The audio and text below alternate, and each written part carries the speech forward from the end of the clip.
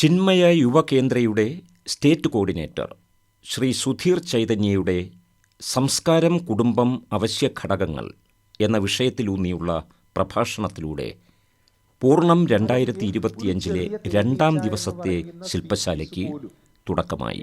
എത്രത്തോളം നമ്മളെല്ലാവരും ഇവിടെ സന്തോഷത്തോടുകൂടി ജീവിക്കുന്നതിന് കോൺട്രിബ്യൂട്ട് ചെയ്യുന്നുണ്ട്, ഇതറിഞ്ഞ് നന്ദിയോടുകൂടി ബഹുമാനത്തോടു കൂടിയാണ് നമ്മൾ ജീവിക്കേണ്ടതെന്നാണ്. ദേവഋണം വീട്ടാൻ ദേവയജ്ഞം, പിതൃഋണം വീട്ടാൻ പിതൃയജ്ഞം, ഭൂതങ്ങളോടുള്ള കടം വീട്ടാൻ ഭൂതയജ്ഞം ചെയ്യണം എന്നാണ്. നാലാമത്തെ എന്താണ്? നാലാമത്തത് മനുഷ്യഋണം. നമ്മൾ ഓരോരുത്തരും ഇവിടെ സന്തോഷത്തോടുകൂടി ജീവിക്കുന്നുണ്ടെങ്കിൽ എന്താണ് കാര്യം? ഈ സമൂഹം നമുക്ക് വേണ്ടിയിട്ട് സഹായിക്കുന്നുണ്ട് എന്നാണ്. ഞാൻ എന്ത് ചെയ്യണം? വളരെ സന്തോഷത്തോടുകൂടി ഈ സമൂഹത്തിലേക്ക് കോൺട്രിബ്യൂട്ട് ചെയ്യണം. നമ്മൾ ഓരോരുത്തരും സമാജത്തിനെ സേവിക്കണം. കാര്യം എന്താ? ഞാൻ ഇന്നിവിടെ സന്തോഷത്തോടുകൂടി ജീവിക്കുന്നതിന് ഈ സമാജവും എന്താണ് കാരണമാണ്. സമാജയജ്ഞം ചെയ്യണം, മനുഷ്യയജ്ഞം ചെയ്യണം എന്നാണ്. ആചാര്യന്മാർ പറയും അതിഥി സേവ ചെയ്യണം എന്നാണ്. നമ്മുടെ വീട്ടിൽ തിഥി നോക്കാതെ വരുന്ന അതിഥിയെ നമ്മൾ സേവിക്കണം എന്നാണ്. ഓക്കെ, അതുകൊണ്ടാണ് നമ്മുടെ സംസ്കാരത്തിലൊരു വളരെ ഗംഭീരമായിട്ടുള്ളൊരു സ്റ്റേറ്റ്മെന്റ് ഉണ്ട് ഇല്ലേ? എന്താ? അതിഥി ദേവോ ഭവ. കാര്യം എന്താ? നമ്മുടെ റെസ്പെക്റ്റ് ആണ്. ഈ സമാജത്തിനോടുള്ള നമ്മുടെ ബഹുമാനം എങ്ങനെയാണ്? അതിഥി സേവയിൽ കൂടെയാണ്. ഇനിയോ അടുത്തത് അഞ്ചാമത്തെ കടം ശാസ്ത്രത്തിനോടുള്ള കടമാണ്. നമ്മളിവിടെ സന്തോഷത്തോടുകൂടി ഇരിക്കുന്നതിന് ആചാര്യന്മാർ നമുക്കായിട്ട് അറിവിനെ നൽകിയിട്ടുണ്ട്. അത് പഠിക്കുകയും പഠിപ്പിക്കുകയും ചെയ്യുക എന്നുള്ളത് നമ്മുടെ ഉത്തരവാദിത്തമാണ്. ഈ സംസ്കാരത്തിനെ പറ്റി പഠിക്കുകയും കൂടുതൽ ആൾക്കാരിലേക്ക് അത് എത്തിക്കുകയും ചെയ്യുക എന്നുള്ളത് നമ്മുടെ കടമാണ്. ആ കടം വീട്ടലാണ്. അപ്പം എന്താ? ഈ 5 തരത്തിൽ ഞാൻ ഇൻവോൾവ് ആകുമ്പോൾ ഞാൻ ഈ സമൂഹത്തിലേക്ക്, ഈ സൊസൈറ്റിയിലേക്ക് ഒരു പോസിറ്റീവ് കോൺട്രിബ്യൂട്ടറായിട്ട് മാറും. നമ്മുടെ കൾച്ചറിൽ, നമ്മുടെ ട്രഡീഷനിൽ നമ്മൾ എന്തുകൊണ്ടാണ് ഇങ്ങനെ പേരിടുന്നത്? ലക്ഷ്മി അല്ലെങ്കിൽ ഭദ്ര അല്ലെങ്കിൽ രാം അല്ലെങ്കിൽ ദുർഗ എന്നെല്ലാം പേരിടുന്നതെന്ന് വെച്ചാൽ പൊട്ടൻഷ്യലി ഷീ ഈസ് ലക്ഷ്മി. എന്താ ജീവിത ലക്ഷ്യം? നമ്മൾ ഓരോരുത്തരും ആ ഡിവിനിറ്റിയിലേക്ക് എന്താണ് ഉയരാൻ വേണ്ടിയിട്ടാണ്. അപ്പം ലക്ഷ്മി എന്ന് പേരിടുന്ന സമയത്ത് സത്യത്തിൽ ലക്ഷ്മിയാണ്, പൊട്ടൻഷ്യലി ഷീ ഈസ് ലക്ഷ്മി. അതിന് വേണ്ടിയിട്ട് ജീവിക്കണം. പക്ഷേ ഇപ്പൊ നമ്മുടെ പേരൊക്കെ മാറ്റി. ഇപ്പൊ ലക്ഷ്മി എന്നൊക്കെ പേരിടും, എന്നിട്ട് നമ്മുടെ വീട്ടിൽ എന്ത് വിളിക്കും? ലച്ചു എന്ന് വിളിക്കും ഇല്ല. നമ്മളൊരു പേരിടുന്നതിൽ പോലും എന്താണ് നമ്മുടെ കൾച്ചർ കാണാൻ പറ്റും. എന്താണ്? ആ ഫിലോസഫിയെ നമ്മൾ ഓരോരുത്തരെയും ഓരോ ദിവസവും ഓർമ്മിപ്പിക്കാനും നമ്മളെല്ലാം ആ ഈശ്വരനാണ് എന്ന് ഓർമ്മിപ്പിക്കാനാണ് ആ പേരിടുന്നത് പോലും. നമ്മുടെ ലക്ഷ്യത്തിനെ ഓർമ്മിപ്പിക്കാനാണ് ഒരു പേരിടുന്ന ചെറിയ കാര്യം പോലും. എൻ്റെ പേരെന്താ? ഓർക്കുന്നുണ്ടാരെങ്കിലും? അതാണ്, എൻ്റെ പേര് സുധീർ ചൈതന്യ എന്നാണ്. സുധീർ എന്ന് പറയുന്ന പേരിൻ്റെ അർത്ഥം ഇൻ്റലിജൻ്റ് എന്നാണ് ഒരർത്ഥം. ഓക്കെ, അപ്പോൾ ചിലപ്പോൾ ഞാൻ ഇൻ്റലിജൻ്റ് ആയതുകൊണ്ടാണോ ഇനി ഞാൻ ഇൻ്റലിജൻ്റ് ആകാൻ വേണ്ടിയിട്ടാണോ എന്നറിയില്ല, എൻ്റെ ഗുരു എനിക്ക് ആ പേരിട്ടുണ്ട്. അപ്പോൾ നിങ്ങൾ ഓരോരുത്തരും സുധീർ സുധീർ എന്ന് വിളിക്കുന്ന സമയത്ത് ഞാൻ റിമൈൻഡ് ആവും. എന്തിന്? ഞാൻ ബുദ്ധിയുള്ളവനാകണം, ഇൻ്റലിജൻ്റ് ആവണം, നല്ല ധീയുള്ള ആളാകണം. ഇതാണ്. ഇവിടെ ചില പേരൊക്കെ ഉണ്ട്. എന്താ? ഡുണ്ടുമോൻ. ഇവിടെ ഈ അർത്ഥമുള്ള, അതും ഏറ്റവും ഉയർന്ന അർത്ഥമുള്ള പേരിടുന്നത് നമ്മളെ നമ്മുടെ ലക്ഷ്യം സൂചിപ്പിക്കാനാണെന്നാണ്. ഓക്കെ, ആലോചിച്ച് നോക്കൂ. ഒരു പേരിടുന്നതിൽ തൊട്ട് നമ്മുടെ സംസ്കാരം നമ്മുടെ ഉള്ളിലേക്ക് ഇറങ്ങുകയാണ്. ഇങ്ങനൊരു സംസ്കാരത്തിൻ്റെ ഭാഗമാകാൻ കഴിഞ്ഞത് നമ്മുടെ ഭാഗ്യമാണ്. അതിനെ ഏറ്റവും നല്ല രീതിയിൽ നമ്മൾ ഉപയോഗിക്കണം. കുടുംബ ബന്ധങ്ങൾക്ക് മൂല്യത്തകർച്ച ഉണ്ടാവുകയും നമ്മുടെ സമൂഹത്തിൻ്റെ കെട്ടുറപ്പ് തന്നെ നഷ്ടമായി കൊണ്ടിരിക്കുകയും ചെയ്യുന്ന ഈ കാലഘട്ടത്തിൽ വളരെ ശ്രദ്ധേയമായ ഒരു വിഷയം, ആ വിഷയത്തിൻ്റെ ആഴവും പരപ്പും തേടിയുള്ള ഒരു യാത്രയിലൂടെയാണ് വിദ്യാർത്ഥി സമൂഹത്തെ ശ്രീ സുധീർ ചൈതന്യ നയിച്ചത്. Doctor Arun Surendran, strategic director and principal, Trinity college of engineering, Trivandrum. സാമൂഹ്യ മാധ്യമം, ധാർമ്മികത, മര്യാദകൾ ഇവ ആധുനിക ജീവിതത്തിൽ എന്ന വിഷയമായിരുന്നു ഡോക്ടർ അരുൺ സുരേന്ദ്രൻ അവതരിപ്പിച്ചത്. സക്കർബർഗ് ആദ്യമായിട്ട് എന്തിനാണ് ഫേസ്ബുക്ക് ഉണ്ടാക്കിയത്? ഫേസ്ബുക്കാണ് കറൻ്റ്ലി മോസ്റ്റ് ഫേമസ് ഒറിജിൻ. അത് കഴിഞ്ഞാണ് ഇൻസ്റ്റയൊക്കെ വരുന്നത്. To let people know what is happening. ഇദ്ദേഹം ഹാർവാർഡിലെ ഹോസ്റ്റൽ മുറിയിലിരുന്നാണ് ഈ സാധനം ഉണ്ടാക്കുന്നത്. ഓക്കെ, അപ്പോൾ ഒരു ശരാശരി കോളേജ് പയ്യൻ കോളേജിലിരുന്നൊരു പ്രോഡക്റ്റ് ഉണ്ടാക്കുന്നു. എന്തിനായിരിക്കും? ഒരു കോളേജ് പയ്യൻ്റെ മോസ്റ്റ് ഇമ്പോർട്ടൻറ്റ് മോട്ടിവേഷൻ എന്തായിരിക്കും? പഠിക്കാനാ? മണി ഓക്കെ, എൻ്റർടൈൻമെൻറ്റ് ഓക്കെ. എങ്ങനെയാണ് അദ്ദേഹം എൻ്റർടൈൻഡ് ആവുന്നത്? പഠിച്ച് വട്ടായിരിക്കുമ്പോൾ ചെയ്ത് നോക്കാൻ. ഈ മഹാന്മാരെല്ലാം ഡ്രോപ്പ് ഔട്ടാണ്, വലിയ വലിയ യൂണിവേഴ്സിറ്റിയിൽ നിന്നാണ്, പക്ഷേ ഡ്രോപ്പ് ഔട്ട്. അപ്പോൾ അത് മര്യാദയ്ക്ക് പഠിക്കാത്തതുകൊണ്ട് അവർ ഇറക്കി വിട്ടു കുറച്ച് കഴിഞ്ഞപ്പോൾ. So what was his motivation? Okay, so basic point is, കോളേജിലെ എല്ലാ കൊല്ലവും പുതിയ പെൺകുട്ടികൾ വന്ന് ചേരും. സക്കർബർഗ് അങ്ങനെ ഇരുന്ന് ആലോചിച്ചു, ചേട്ടാ ഇവരൊക്കെ ആരൊക്കെയാണ്? ഇവരുടെ പേരെന്താ, ഊരെന്താ, ഫോട്ടോ ആരാ? എനിക്ക് ആരെയും തിരിച്ചറിഞ്ഞൂടാ. ഇത് കണ്ടുപിടിക്കാനുള്ളൊരു എളുപ്പ വഴി എന്താണ്? ഡയറക്ടറി. കറക്റ്റ്. നിങ്ങളെല്ലാവരും വന്ന് നിങ്ങളുടെ പേരും ഹോബീസും എല്ലാം എൻ്റർ ചെയ്യുന്നു പോകുന്ന ഒരു നല്ലൊരു സാധനം ഞാൻ ഉണ്ടാക്കി വെച്ചാൽ എനിക്ക് നിങ്ങളൊക്കെ ആരൊക്കെയാണെന്നും എന്തിനിവിടെ ചേർന്നെന്നും എവിടെ നിന്ന് വന്നെന്നൊക്കെ അറിയാം. ഇതേ ഉള്ളതിൻ്റെ മോട്ടിവേഷൻ. ഇത് തുടങ്ങിക്കഴിഞ്ഞിട്ടാണ് ഈ നന്മമരമായത്. പീപ്പിൾ ക്യാൻ കമ്മ്യൂണിക്കേറ്റ് ആനാചാര. അപ്പോൾ ഇപ്പം സോഷ്യൽ മീഡിയയുടെ ഒറിജിൻ നമുക്ക് ഏകദേശം പിടികിട്ടുന്നു. എങ്ങനെ തുടങ്ങി? Not so great. പഠിക്കാതിരിക്കാൻ സമയം കളയാൻ വേണ്ടിയാണ് ഉണ്ടാക്കിയത്. സോ ഇതിൽ നിന്ന്, because when I joined Facebook 2006, ഞാനും കുറേ മാതാവന്മാരുമാണ് അതിൻ്റെ അകത്തുള്ളത് എന്നുള്ളതാണ് എൻ്റെ ഇപ്പോഴത്തെ ഓർമ്മ. Because only .edu email address ഉള്ളവർക്കേ ജോയിൻ ചെയ്യാൻ പറ്റൂ. Educational institution in United States പഠിക്കുന്നവർക്കേ ജോയിൻ ചെയ്യാവൂ. അങ്ങനെയാണ് പുള്ളി തുടങ്ങിയത്. അപ്പോൾ അന്ന് അവിടെ മാസ്റ്റേഴ്സും PhD ചെയ്തുകൊണ്ടിരുന്നതുകൊണ്ട് ഞാൻ ജോയിൻ ചെയ്തു. എല്ലാ യൂണിവേഴ്സിറ്റി സ്റ്റുഡൻസാണ്. 2008-09 ആയപ്പോൾ പുള്ളിക്ക് മനസ്സിലായി ഇതിന് ഇവിടെ മാത്രമല്ല മാർക്കറ്റ്, എല്ലായിടത്തും. അപ്പോൾ പുള്ളി പറഞ്ഞു, ഓക്കെ ഇനി അമേരിക്കൻ ഇമെയിൽ അഡ്രസ്സ് ഉള്ളവർ കയറിക്കോ. അത് കഴിഞ്ഞപ്പോൾ മനസ്സിലായി, അല്ല ഇത് ലോകം മുഴുവൻ കൊണ്ടുപോയാലും കുഴപ്പമില്ല. 2012 ആയപ്പോൾ ഞാനും എൻ്റെ അപ്പുറത്തെ വീട്ടിലെ ആൻറ്റിയും എൻ്റെ എറണാകുളത്തുള്ള അപ്പച്ചിയും എല്ലാം ഫേസ്ബുക്കിലുണ്ട്. അപ്പോൾ അതുവരെ മനോഹരമായ സ്റ്റാറ്റസും മറ്റതൊക്കെ ഇട്ടുകൊണ്ടിരുന്ന ഞാൻ ഫേസ് ചെയ്യുന്ന ക്വസ്റ്റ്യൻ, രാവിലെ എഴുന്നേൽക്കുമ്പോൾ മോനെ ഇന്ന് പുട്ടാണോ അപ്പമാണോ? അതിന് കുറേ ലൈക്കും. അപ്പോൾ ഞാൻ നിർത്തി. ഞാൻ അന്ന് മതിയാക്കിയതാണ് എൻ്റെ ഫേസ്ബുക്ക്. പിന്നെ ഞാൻ അതിലോട്ട് തിരിച്ചു പോയിട്ടില്ല. അത് കഴിഞ്ഞപ്പോൾ ഇൻസ്റ്റാഗ്രാം. കുറേ ഫ്രണ്ട്സ് വന്ന് പറഞ്ഞു, ഇൻസ്റ്റാഗ്രാമിൻ്റെ സിംപ്ലിസിറ്റി എന്താണ്? നിങ്ങളാരും ഫേസ്ബുക്കിൽ ഇല്ലാത്തത് എന്തുകൊണ്ടാണ്? ഞാൻ ഓൾറെഡി കാരണം ഇവിടെ പറഞ്ഞു. നിങ്ങളാരും ഫേസ്ബുക്കിൽ ഇല്ലാത്തത് എന്തുകൊണ്ടാണ്? എന്തോ? ഇൻസ്റ്റാഗ്രാമും പബ്ലിക് ആക്കാം, ഫേസ്ബുക്ക് പ്രൈവറ്റ് ആക്കി വയ്ക്കാം ചില പോസ്റ്റ്. എല്ലാവരും കണ്ട എന്താ കുഴപ്പം?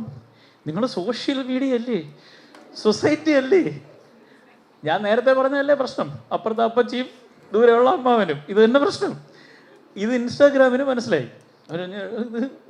സക്കർബർഗ് ഇരുന്ന് ആലോചിച്ചു, എന്നിട്ട് ഇത് നമ്മൾ താഴോട്ട് പോകുന്നത്. ഇപ്പോൾ കയറിയ എല്ലാവരും ഇറങ്ങി. 2006 കയറിയ എല്ലാവരും 12 ഇറങ്ങി.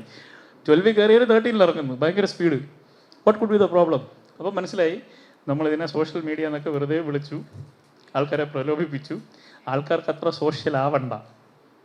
ആവണോ? അപ്പോൾ വന്നാൽ മറ്റേത് ഡയറക്റ്റ് മെസ്സേജ് ചെയ്യുക. ഓക്കെ, അപ്പോൾ ഇനി അടുത്ത സ്നാപ്ചാറ്റുകാർ എന്താ, why you prefer Snapchat instead of Instagram? എന്നിട്ട് ഫോട്ടോസ് മാത്രം. ഓക്കെ, വളരെ കൺവീനിയൻ്റ് ആണ്. ഫോട്ടോയും വീഡിയോ മാത്രമേ. അതായത് എനിക്കൊന്നും കഷ്ടപ്പെട്ട് ടൈപ്പ് ചെയ്യണ്ട അല്ലേ, ഒന്നും ചെയ്യണ്ട. പിന്നെ രണ്ടാമത്തെ ഗുണം എന്താണ് സ്നാപ്പിൻ്റെ? ആരും അറിയൂല ഞാൻ ഇതിൻ്റെ അകത്തുണ്ടെന്ന്. സോഷ്യൽ ആവാൻ വേണ്ടി ആൾക്കാർ ചെയ്യുന്നതാണ്. ആരും എന്നെ അറിയരുത് ഞാൻ ഇതിൻ്റെ അകത്തുണ്ടെന്ന്. പിന്നെ മൂന്നാമത്, why is it called snap? What happens to your post? അതിൻ്റെ original content would disappear without you doing anything. മറ്റതെല്ലാം അവിടെ കിടക്കും. ഇൻസ്റ്റാഗ്രാമും കഷ്ടപ്പെട്ട് പോയി ഡിലീറ്റ് ചെയ്യണം. ഇതാകുമ്പോൾ അപ്പോൾ ഇതിലെവിടെയാണ് സോഷ്യൽ? എന്ത് തരം സൊസൈറ്റിയിലാണ് നമ്മൾ നിൽക്കാൻ ഉദ്ദേശിക്കുന്നത്? A society in which nobody knows what I'm doing, I don't want to remember what I did അല്ലേ? അല്ലേ, ഇതൊരു വണ്ടർഫുൾ സൊസൈറ്റി ആണോ? ഇതിലെന്ത് എത്തിക്സും എറ്റിക്കറ്റും പഠിപ്പിക്കാനാണ്? ആധുനിക തലമുറയെ ഏറ്റവും കൂടുതൽ ബോധവൽക്കരിക്കേണ്ട വിഷയം വിദ്യാർത്ഥികൾക്ക് ബോധ്യപ്പെടുത്തുക എന്ന ലക്ഷ്യത്തോടെ നടന്ന ഹൃദ്യമായ പ്രഭാഷണം വിദ്യാർത്ഥി സമൂഹം സ്വാഗതം ചെയ്തു. Professor K Gopalakrishnan Amrita civil service അക്കാദമിയുടെ മുൻ ചെയർമാനും മുതിർന്ന അധ്യാപകനുമാണ്. ലാംഗ്വേജ് സ്കിൽസ് എന്ന വിഷയമാണ് വിദ്യാർത്ഥികൾക്കായി അദ്ദേഹം അവതരിപ്പിച്ചത്. I will begin with 10 key points that you have to bear in mind before you think of communicating something with somebody. First point is that do not be bothered about what happened before or what is going to happen later. Stay in the present.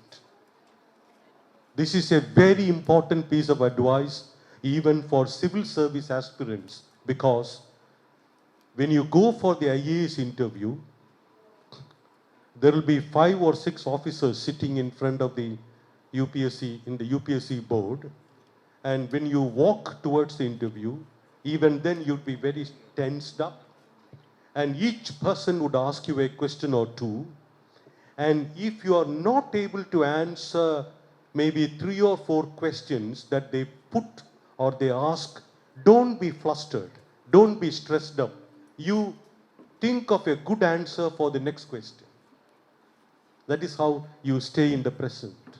Now, you be bothered about 12 o'clock now. Okay, don't be bothered about what will happen to me by 12:30 or what was the situation with me at 11:30 before. Not right now, okay? Staying in the present. That will make you feel relaxed.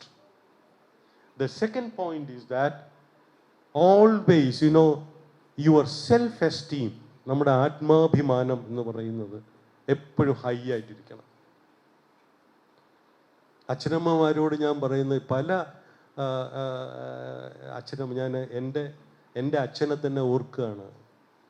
എൻ്റെ അച്ഛൻ എപ്പോഴും ഒരു refrain ഇടയ്ക്കിടയ്ക്ക് പറയും, നിനക്ക് പറ്റുവടാ, നിനക്ക് എന്താ പറ്റാത്തത്, പറ്റും, ഈ പറ്റുമിടാ എന്ന് പറയുന്നത് that increased my self-esteem. വേറെ ചില അച്ഛന്മാർ പറയുന്നത് നിന്നെ കൊണ്ട് വായിക്കൊള്ളാമോടാ എന്നായിരിക്കും. The third one is, എപ്പോഴൊക്കെ സങ്കടം തോന്നുന്നോ അപ്പോഴൊക്കെ നമ്മളെ സന്തോഷകാലങ്ങളെ ഓർക്കണം. സ്കൂളിൽ പോയ കാലം, 1ാം ക്ലാസ്സിൽ പോയത്, 2ാം ക്ലാസ്സിൽ പോയത്, പ്ലസൻറ്റ് മെമ്മറി, മാങ്ങ പറിച്ചതും കല്ലെറിഞ്ഞതും എല്ലാമായിട്ട്, ഈവൻ വേണ്ടാത്തനം കാണിച്ചത് പോലും could be a pleasant memory, isn't it? So when you bring back to your mind your pleasant memories, that make you see, അതുകൊണ്ടാണ് നിങ്ങളൊക്കെ ഈ സൗന്ദര്യം കൂടുന്നത് എപ്പോഴെന്നറിയാമോ? when you are happy unknowingly. There is a important Zen saying that if you want to look beautiful in the mirror, what is the next sentence? Can you make a guess?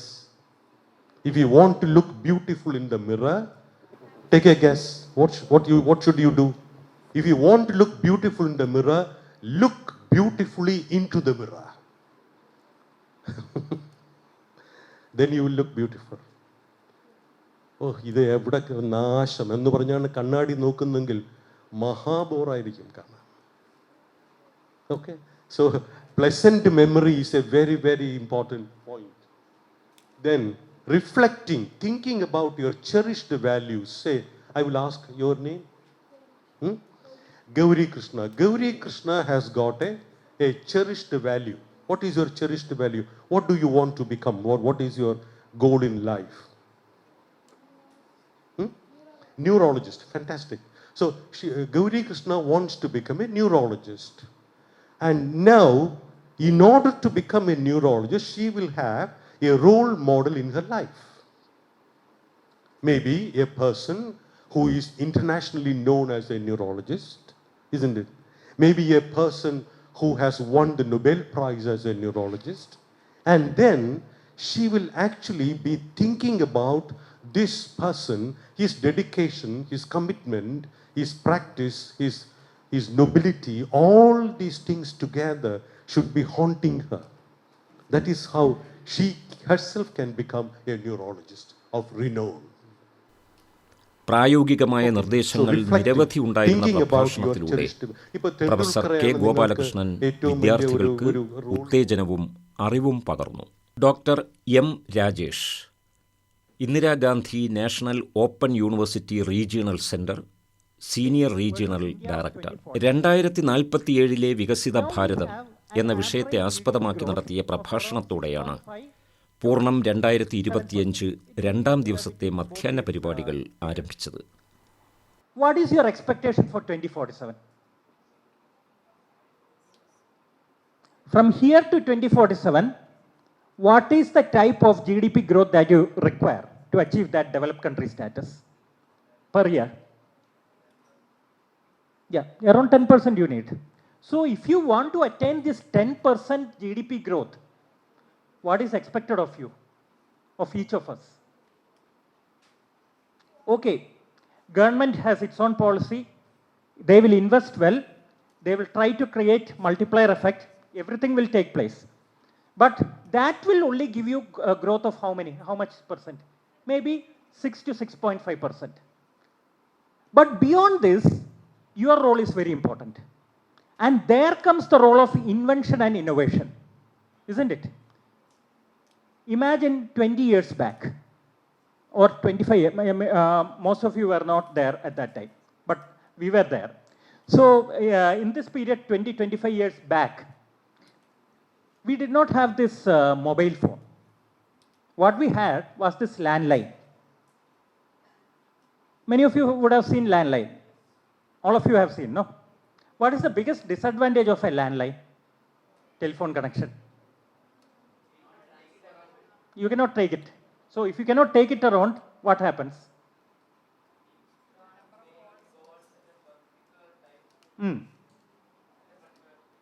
Exactly. Suppose a person, a wholesale, say, marketer of fish, he's at a fish market. He wants to know the rate which is prevailing in the retail market, for example. Earlier, just imagine how difficult it would have been. Either he will be physically going to that place, getting the rate, and then discussing about it, or he will have to go to a landline, ensure that his friend is there at the other end, holding another landline connection, and talking in between and fixing the rates. Now, that's not required. He can have real-time intervention by talking directly to the person at the other market and fix his rate and buy the product as per his requirement, isn't it? Now this same mobile phone, earlier if you wanted to see a film, where would you go? Obviously theater. Another option was your VCR or your TV. But now on the move you can easily see a film, isn't it? Similarly, you have various other advantages with a mobile phone. Now, what has this mobile phone brought about? It has brought about something called market disruption, isn't it? It has disrupted the existing market. There was a market which was existing, and the functioning of that market was disrupted all on a sudden by this new technology. And just because this mobile phone came into existence and it is being used, you have something like 2% improvement in your economic growth over time. And that's a huge figure. So that is the kind of market disruption that you need if you really need to attain the developed country status in 2047, isn't it? 2047 ആകുമ്പോൾ ലോകത്തുണ്ടാകുന്ന അത്ഭുതകരമായ മാറ്റങ്ങൾ അദ്ദേഹം ചൂണ്ടിക്കാട്ടി.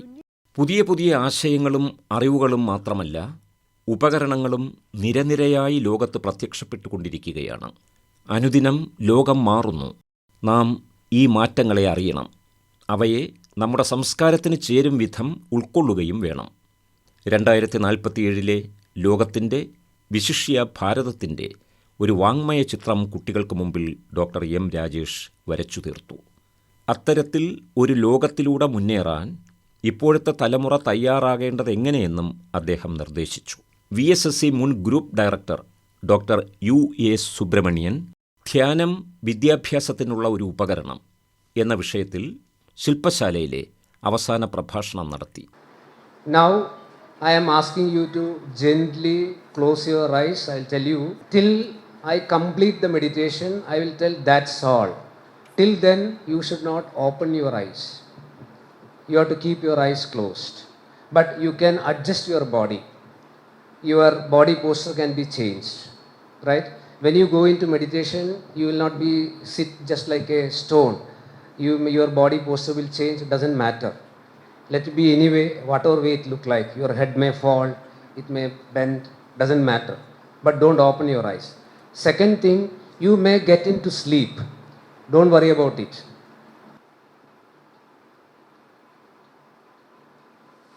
Close your eyes gently, relax.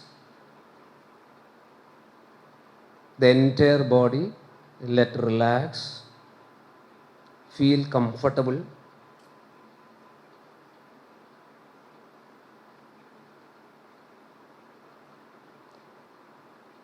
Slowly, gently bring your awareness to your toes. Gently move the toes. Feel them relaxed.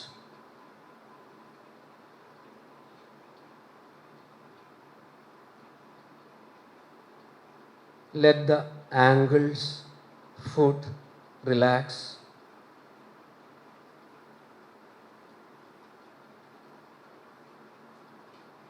Give a simple suggestion, a healing energy from Mother Earth is flowing into our body through our feet. A positive energy from Mother Earth flowing through our feet, entering our body, relaxing our body.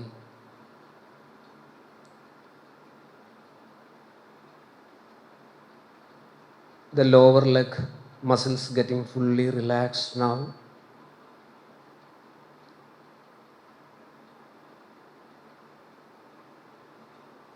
Let the energy move into the knees. All the tensions in the knees are just going away. Knees getting fully relaxed.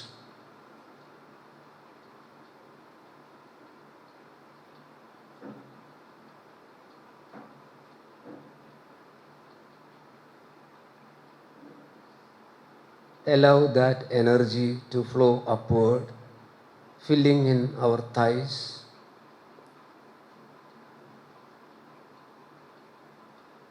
Thigh muscles getting fully relaxed.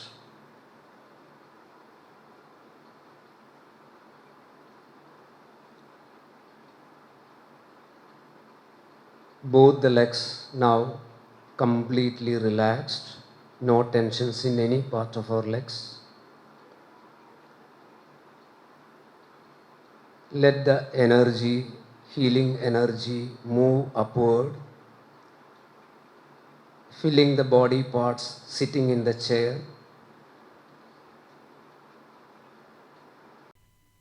ധ്യാനത്തിലൂടെ മനസ്സിന് ശാന്തി മാത്രമല്ല, ഓർമ്മശക്തി കൂട്ടാനും ഗ്രഹണശേഷി വർദ്ധിപ്പിക്കാനും കഴിയും എന്ന സത്യം അദ്ദേഹം വെളിപ്പെടുത്തി. 2-ാം ദിവസം വൈകുന്നേരം 4 മണിക്ക് നടന്ന സമാപന ചടങ്ങിൽ professor K Gopalakrishnan, Bharatiya Vichara Kendram president doctor CV Jayamani, Rajiv Gandhi centre for biotechnology director doctor Chandrabhas Narayana എന്നിവർ പങ്കെടുക്കുകയും മുഖ്യപ്രഭാഷണം നടത്തുകയും ചെയ്തു. ഒരു ജോലി അന്വേഷിക്കുക, അത് കണ്ടെത്തുക, തിരഞ്ഞെടുക്കുക എന്ന വിഷയത്തിലുള്ള ആശങ്കകളും ആകുലതകളും ഏറെക്കുറെ പരിഹരിക്കാൻ ഭാരതീയ വിചാര കേന്ദ്രം സംഘടിപ്പിച്ച പൂർണ്ണം 2025 ശില്പശാലയ്ക്ക് കഴിഞ്ഞു എന്നത് ഏറെ അഭിനന്ദനീയമാണ്. 2 ദിവസമായി നടന്ന ശില്പശാലയിൽ പങ്കെടുത്ത എല്ലാ വിദ്യാർത്ഥികൾക്കും സർട്ടിഫിക്കറ്റുകൾ നൽകി. പൂർണ്ണം എന്ന നാമം ഈ ഒരു മഹനീയമായ ജ്ഞാനവിജ്ഞാന യജ്ഞത്തിന് തീർത്തും അന്വർത്ഥമായി.